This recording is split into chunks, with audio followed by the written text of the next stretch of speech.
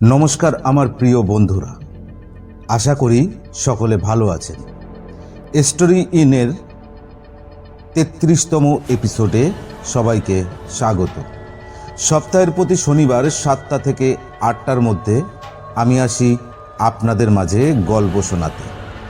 গল্প শোনার পর যদি আপনাদের ভালো লাগে তবে লাইক, কমেন্ট, শেয়ার ও সাবস্ক্রাইব করে আমার পাশে থাকুন। আজ শোনাবো গ্রাম বাংলার আরও এক ভয়ঙ্কর ভূতের গল্প। গল্প পাঠে ও বিভিন্ন চরিত্রে আমি আপনাদের প্রকাশ, অন্যান্য চরিত্রে ও সহযোগিতায় তিতলি ও পপি। শুরু করছি আজকের গল্প, পলাশ ফুলের সমাধি।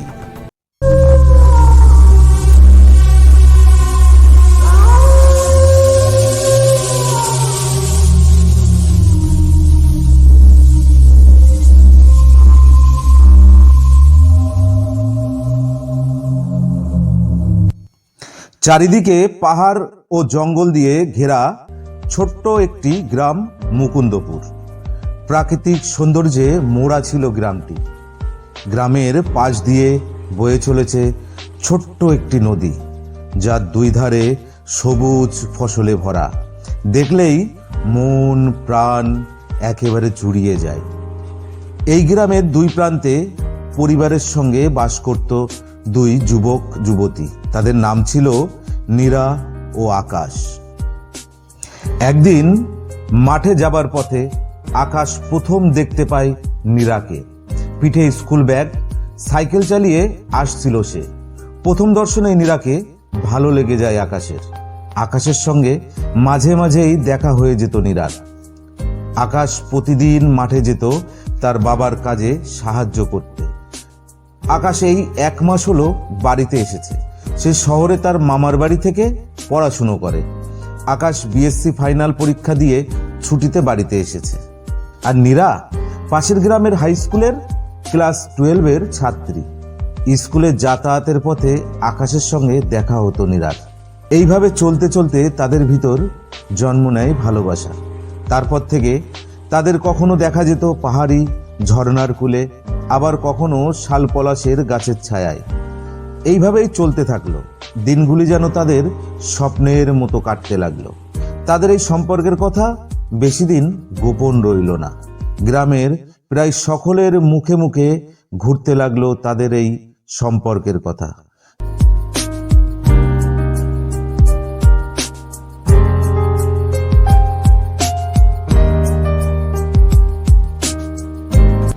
সেদিন ছিল শনিবার। টিফিনের ছুটির পর নীরা দেখা করতে গেল আকাশের সঙ্গে। দুজনে গল্প করতে করতে বেশ দেরি হয়ে গেল বাড়িতে ফিরতে। নীরা বাড়ি ফিরে দেখল তার বাবা শিশিরবাবু ঘরের বারান্দায় পায়চারি করছে।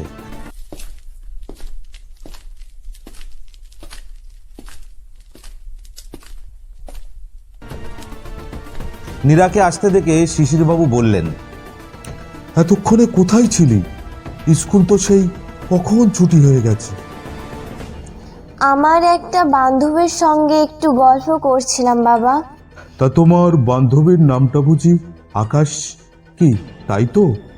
বাবার মুখে আকাশের নাম শুনে নীরা চমকে উঠল এবং ভয়ে ভয়ে সে বলল, আমায় ক্ষমা করো বাবা, আমি তোমায় মিথ্যা বলেছি। আমি আকাশের সঙ্গেই ছিলাম। ও খুব ভালো ছেলে, আমাকে পড়াশোনার ব্যাপারে খুব সাহায্য করে। ও লেখাপড়ায়ও খুব ভালো। এই তো বিএসসি পরীক্ষা দিয়ে বাড়িতে এসেছে। শিশিরবাবু চুপ করে নীরার কথা শুনছিল। তারপর সে বলল, সবই তো বুঝলাম মা, কিন্তু গ্রামের লোক তো অন্য কথা বলে বেড়াচ্ছে। তোর আর আকাশের সম্পর্কের কথা সারা গ্রামে মানুষের মুখে মুখে ঘুরছে। আমার মান সম্মান সব ধুলোয় মিশে গেছে।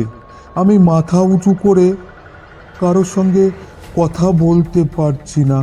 যদি কেউ তোর আর আকাশের কথা বলে ফেলে, তুই তো জানিস মা, আমরা খুব গরিব আর আকাশ খুব বড় লোকের ছেলে। গ্রামের প্রায় অর্ধেক জমির মালিক তারা। আকাশের বাবা জানতে পারলে তোর আমার খুব বিপদ হবে, এমনকি আমাদের গ্রামও ছাড়তে হতে পারে। নীরা চুপ করে তার বাবার কথা শুনল, তারপর চুপচাপ তার ঘরে গিয়ে শুয়ে পড়ল। এর কয়েকদিন পর নীরা ও আকাশ জঙ্গলে পলাশ ফুল গাছতলায় বসে গল্প করছিল, আর ঠিক তখনই সেখানে আকাশের বাবা বিমলবাবু এসে উপস্থিত। তিনি আকাশকে একটি মেয়ের সঙ্গে দেখে ভীষণ রেগে যান এবং তিনি বলেন, আকাশ, এসব কি হচ্ছে? আর তোমার সঙ্গে ওই মেয়েটিকে, যার সঙ্গে তুমি এত ঘনিষ্ঠভাবে বসে গল্প করছো, তোমার লজ্জা করে না? আমার মান সম্মানের কথা একবারও ভাবলে না? এই জন্য কি তোমায় আমি পড়াশুনো করতে শহরে পাঠিয়েছি? আকাশ মাথা নিচু করে তার বাবার কথা শুনছিল। বিমলবাবু এবার নীরাকে ভালো করে দেখে বলল, এই মেয়ে, তোমার বাবার নাম শিশির না? বামুন হয়ে তুমি চাঁদ ধরতে এসেছো? যাও, বাড়ি যাও, আর কখনো যেন আমার ছেলের আশেপাশে তোমাকে না দেখি। আমার কথা যদি না শোনো, তাহলে তোমাকে আর তোমার পরিবারের সকলকে এর চরম মূল্য দিতে হবে। এটা ভালো করে মাথায় ঢুকিয়ে নাও। এই কথা বলে বিমলবাবু আকাশের হাত ধরে টানতে টানতে তাকে বাড়ির দিকে নিয়ে গেল। নীরা ওদের চলে যাওয়ার পথের দিকে তাকিয়ে নিঃশব্দে চোখের জল ফেলতে লাগলো। এর কয়েকদিন পর নীরা জানতে পারলও না বিমলবাবু আকাশকে আবার শহরে রেখে এসেছে। নীরা আপন মনে গ্রামের এদিক সেদিক ঘুরে বেড়ায়, তার চোখ দুটি খুঁজে বেড়ায় আকাশকে। তেমনই একদিন নীরা বিকালে বসেছিল সেই পলাশ ফুল গাছের নিচে, যেখানে সে আকাশের সঙ্গে শেষ গল্প করেছিল। হঠাৎ মাথায় একটা প্রচণ্ড জোরে আঘাত পেয়ে সে চিৎকার করে মাটিতে লুটিয়ে পড়ে। নীরার মাথা ফেটে তাজা রক্ত গড়িয়ে পড়তে লাগলো। সারা মুখ জুড়ে সেই রক্ত ছড়িয়ে ছিটিয়ে আছে। আধা খোলা চোখে সে দেখতে পেল একটা বড় লোহার রড নিয়ে আকাশের বাবা বিমলবাবু দাঁড়িয়ে আছে। নীরা ক্ষীণ কণ্ঠে বলল, কেন কাকাবাবু, আমায় অপরাধ কি? আমায় প্রাণে মারবেন না। আমি মারা গেলে আমার বাবাও আর বাঁচবে না। আমায় ছেড়ে দিন। নীরা আরো কিছু বলতে যাচ্ছিল, কিন্তু বলতে পারল না। অজ্ঞান হয়ে মাটিতে পড়ে গেল। বিমলবাবু তার হাতের রড দিয়ে আরো কয়েকবার আঘাত হানল জ্ঞান হারানো নীরার মাথা লক্ষ্য করে। ওদিকে সন্ধ্যার পরও যখন নীরা বাড়িতে আসছে না দেখে নীরার বাবা খুব চিন্তায় পড়ে গেল। তিনি কয়েকজন প্রতিবেশীকে নিয়ে নীরাকে খুঁজতে বের হলেন। অনেক খোঁজাখুঁজির পরেও নীরাকে খুঁজে পাওয়া গেল না। সারা রাত শিশিরবাবু জেগেই কাটিয়ে দিলেন, কিছুতেই তিনি ঘুমাতে পারলেন না। পরদিন সকালে জঙ্গলের দিক থেকে একসঙ্গে অনেক কুকুরের ডাক শোনা গেল।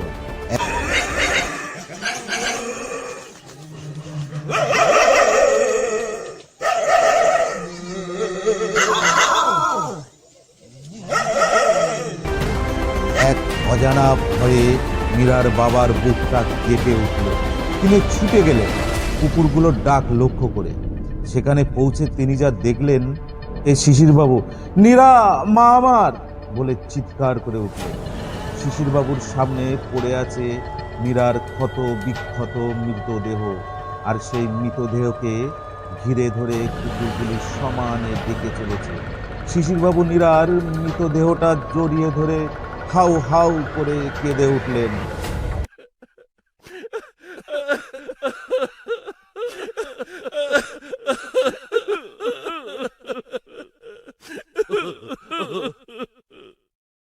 এর মধ্যে কিছু গ্রামবাসী সেখানে পৌঁছে গেল। তারা অনেক বুঝিয়ে নীরার বাবাকে সেখান থেকে সরিয়ে গ্রামের দিকে নিয়ে গেল। আর কয়েকজন গ্রামবাসী মিলে নীরার মৃতদেহ সেই পলাশ গাছের নিচে সমাধি দিয়ে তারাও গ্রামে ফিরে এলো। নীরার মৃত্যুর খবর একসময় আকাশের কাছে পৌঁছায়।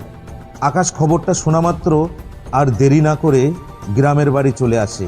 এবং সে তার বাবার মুখোমুখি হয়ে বলল, বাবা, আমি তো তোমার কথা মতো নীরাকে ছেড়ে চলে গিয়েছিলাম, তবে কেন কেন তুমি নীরাকে মেরে ফেললে? তার কি দোষ ছিল বলো বাবা, বলো।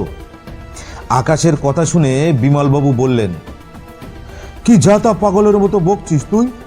আমি কেন নীরাকে মারতে যাবো? হ্যাঁ, বিমলবাবু কিছুতেই নীরাকে মেরে ফেলার কথা স্বীকার করছিল না। শেষে আকাশের কথার মার প্যাচে ধরা পড়ে যায় এবং তিনি বলে ওঠেন, হ্যাঁ, আমি মেরেছি নীরাকে। ওর অত বড় সাহস!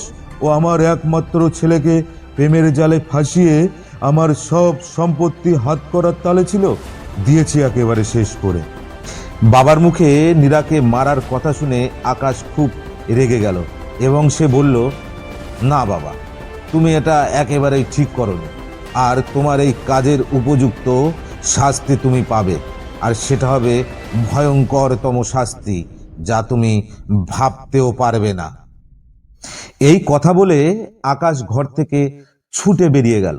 যাবার সময় সে বলে গেল সে আর এই বাড়িতে ফিরবে না, কোনো দিন ফিরবে না। সত্যিই সারাদিন আকাশ বাড়িতে এলো না। বিমলবাবু ভাবলেন ছেলের রাগ হয়েছে, রাগ কমলে ঠিক বাড়িতে চলে আসবে। কিন্তু তিনি ভুল ভেবেছিলেন। আকাশ রাতেও বাড়ি ফিরল না। বিমলবাবু সত্যি একটু ভয় পেয়ে গেলেন। পরদিন সকালবেলা কি জানি কি মনে করে বিমলবাবু গ্রামের পাশের জঙ্গলের সেই পলাশ ফুল গাছের দিকে গেলেন এবং সেখানে তিনি দেখলেন পলাশ গাছের ডালে আকাশের দেহটা ঝুলছে। আকাশ গলায় দড়ি দিয়ে আত্মহত্যা করেছে। তিনি চিৎকার করে কেঁদে উঠলেন এবং বললেন, আকাশ, আমায় বলেছিলি আমার কর্মের ফল আমি পাবো, কিন্তু এইভাবে তোর জীবন দিয়ে আমাকে শাস্তি দিবি সেটা আমি কখনোই ভাবিনি। বেশ করেছিস, আমার মতো পাপীর এমনই শাস্তি হওয়া উচিত। গ্রামের দুটো তরতাজা ছেলেমেয়ের মৃত্যুতে সারা গ্রামে নেমে এলো শোকের ছায়া।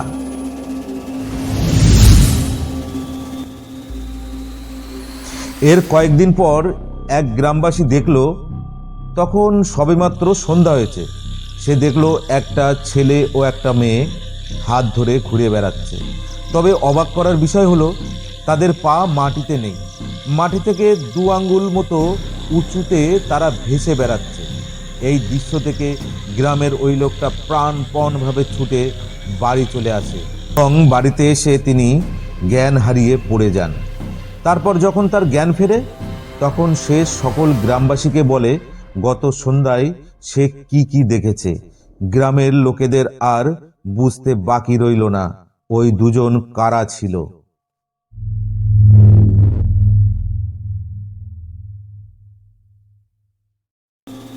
এরপর মুকুন্দপুর গ্রামে নেমে এলো ভয়ঙ্কর বিপর্যয়। এক কথায় এক ভয়াবহ পরিস্থিতির সৃষ্টি হলো। গ্রামের কম বয়সী ছেলেমেয়েরা হঠাৎ করে সব অসুস্থ হতে লাগলো, এমনকি 2 জন অজানা জ্বরে মারাও গেল। সারা গ্রাম জুড়ে নেমে এলো শোকের ছায়া। তারা কি করবে বুঝতে পারছিল না। ওদিকে আকাশের মৃত্যুর পর তার বাবাও কেমন যেন হয়ে গেল। আকাশদের বাড়ির সকল পোষ্য যেমন গরু, ছাগল, কুকুর সব আস্তে আস্তে মারা যেতে লাগলো। পুরো গ্রামে নেমে এলো এক ভয়ঙ্কর অভিশাপ। গ্রামবাসীরা কি করবে বুঝতে পারছিল না। এরপর তারা খোঁজ পেল এক সাধু বাবার। সে তাকে গ্রামের পাশের পাহাড়ের চূড়ায় অবস্থিত এক বিখ্যাত মা কালীর মন্দিরে। সকল গ্রামবাসীরা মিলে সেই সাধু বাবার কাছে গিয়ে গ্রামের ঘটে যাওয়া ঘটনাগুলি সব খুলে বলল।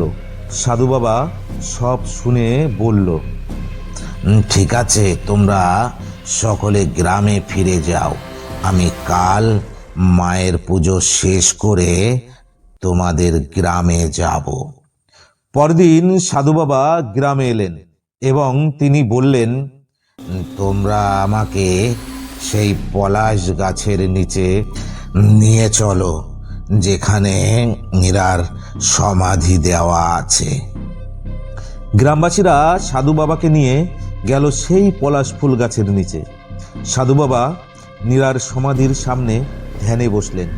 কিছু সময় ধ্যান করার পর তিনি উঠে পড়লেন এবং তিনি গ্রামবাসীদের উদ্দেশ্যে বললেন, তোমাদের গ্রামে যে অঘটনগুলি ঘটছে তার পেছনে আছে দুটি অতৃপ্ত আত্মা।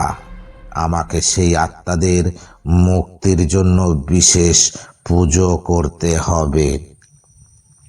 এবার গ্রামবাসীদের মধ্যে থেকে নীরার বাবা বলল, সাধু বাবা, আমি আজও জানতে পারলাম না আমার মেয়েকে কে বা কারা হত্যা করেছে। তবু আমি বলছি, আমার মেয়ের আত্মা ভীষণ কষ্ট পাচ্ছে। আপনি তার মুক্তির জন্য যা যা করবার সব করুন। আপনি আমার মেয়েকে উদ্ধার করুন। এই কথা বলে তিনি কান্নায় ভেঙে পড়লেন।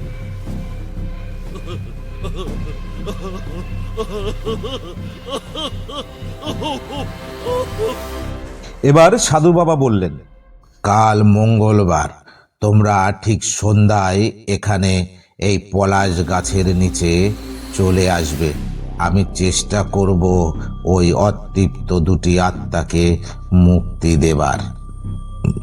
মঙ্গলবার সকল গ্রামবাসী এবং শিশিরবাবু উপস্থিত হলো সেই পলাশ ফুল গাছের নিচে। সাধু বাবা হোম যজ্ঞ করে মন্ত্রপাঠ শুরু করলেন।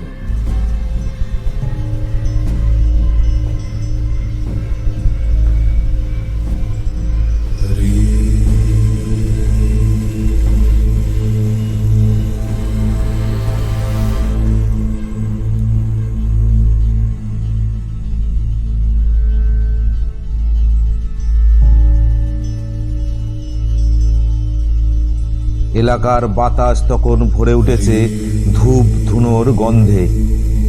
সাধু বাবার কণ্ঠে মন্ত্রের উচ্চারণে আশেপাশের গম গম করছে। হঠাৎ সেখানে দেখা দিল দুটি ছায়া মূর্তি। সাধু বাবা সেই ছায়া মূর্তিদের উদ্দেশ্যে বললেন, তোমরা কারা? কি চাও তোমরা? কেন গ্রামের নিরীহ লোকেদের ক্ষতি করছো তোমরা? এবার ছায়ামূর্তির মধ্য থেকে একটি মেয়ে বলে উঠল, আমি নীরা, আর ও হলো আকাশ। আমার বাবা আমাকে বলেছিল আমি যেন আকাশের সঙ্গে মেলামেশা না করি। আমি বাবার কথা শুনিনি, তাই তো আমার আজ এই দশা। নীরার কথা শুনে শিশিরবাবু কাঁদতে কাঁদতে বললেন, মা আমার, তোর কষ্ট যে আমি আর দেখতে পাচ্ছি না, সেই কারণে আমরা তোর মুক্তির জন্য এই বিশেষ পুজোর আয়োজন করেছি মা। এবার নীরার আত্মা বলল, আমাকে যে পিটিয়ে পিটিয়ে মেরে ফেলেছে, আমার মৃত্যুর জন্য যে দায়ী, তার শাস্তি না হওয়া পর্যন্ত আমার মুক্তি হবে না। আর আমি কাউকে সুখে শান্তিতে থাকতে দেব না। পুরো গ্রামের সবাইকে ধ্বংস করে দেব, সবাইকে শেষ করে দেব। এবার সাধু বাবা বললেন, তুমি আমাদের বলো মা, কে সেই ব্যক্তি যার কারণে তোমাকে এই অবস্থায় দিন কাটাতে হচ্ছে? তুমি সেই শয়তানটার নাম বলো, আমরা সকলে তার শাস্তির ব্যবস্থা করব। তাকে আমরা কঠিনতম শাস্তি দেব। সে গ্রামের প্রভাবশালী ব্যক্তি বিমল বাবু, যে আমাকে পিটিয়ে পিটিয়ে মেরে জঙ্গলে ফেলে দিয়েছিল। আমি কতবার বলেছিলাম আমাকে ছেড়ে দাও, কিন্তু সে কোনো কথা শোনেনি। আমি ও সকল গ্রামবাসী তোমাকে কথা দিচ্ছি, বিমলবাবুর শাস্তি পাবে। আমরা কালই তাকে পুলিশের হাতে তুলে দেব। এমনিতে সে প্রায় পাগল হয়ে গেছে, বাকি জীবনটা যেন সে জেলখানায় পচে মরে, তার ব্যবস্থা আমরা করব। এবার নীরার আত্মা শিশিরবাবুকে উদ্দেশ্য করে বলল, বাবা, আমায় ক্ষমা করো, আর তুমি ভালো থেকো। নীরার কান্না দেখে শিশিরবাবু কেঁদে ফেললেন। তারপর সকল গ্রামবাসী দেখল দুটি ছায়ামূর্তি আস্তে আস্তে উপরে রাতের আকাশে মিলিয়ে যাচ্ছে। তারপর থেকে মুকুন্দপুর গ্রামে কোনো অঘটন ঘটেনি। এর কয়েকদিন পর সকল গ্রামবাসীরা মিলে নীরার সমাধির পাশে গড়ে তোলে এক বিরাট বড় সুন্দর কালী মায়ের মন্দির। আপনারা যদি কখনো মুকুন্দপুর যান তবে দেখতে পাবেন সেই পলাশ ফুল গাছের নিচে সমাধিতে জল জল করে নীরার নামটি লেখা। সমাধির পাশে আছে মায়ের মন্দির। নীরার মৃত্যুবার্ষিকে সেখানে ধুমধাম করে মায়ের পুজো করা হয়। অনেক দূর দূরান্ত থেকে মানুষ আসে এই পুজোয় অংশগ্রহণ করবার জন্য। যাবেন নাকি মুকুন্দপুর?